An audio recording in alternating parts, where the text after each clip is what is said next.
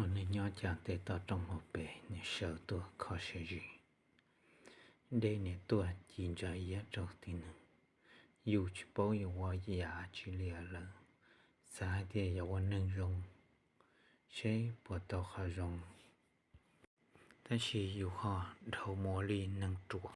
Xa thì yêu bí sẽ bỏ tàu lũ nâng rong.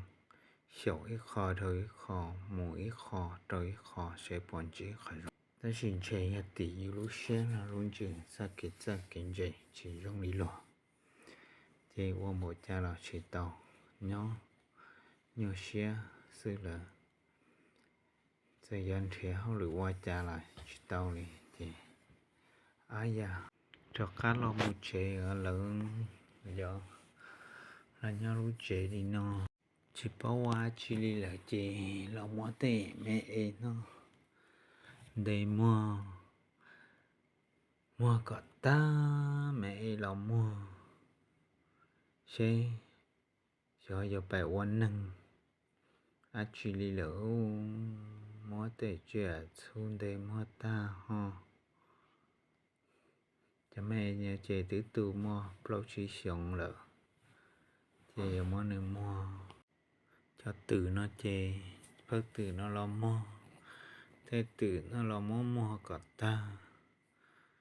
thế nhu tệ mẹ ê tệ ít bùa chơi giảm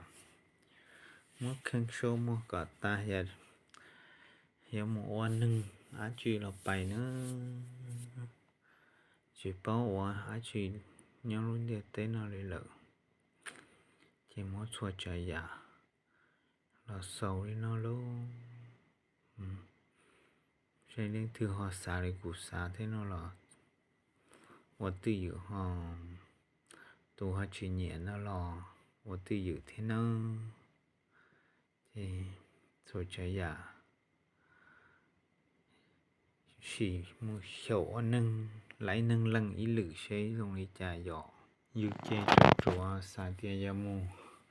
cứ nhẹ bên đó là qua scammer là yêu chỉ một bằng sự qua vì đó khỏi yêu chỉ nhẹ mù cho là yêu chỉ nhẹ chế trở lò xứ cho cá lò qua nâng ban non rổ rõ liệt tệ vô lý nó chế chỉ tấu nói nữa lý cha là cản liệu nhà yêu lúc nâng là cái môn thì một đôi nhà tận đây nữa vậy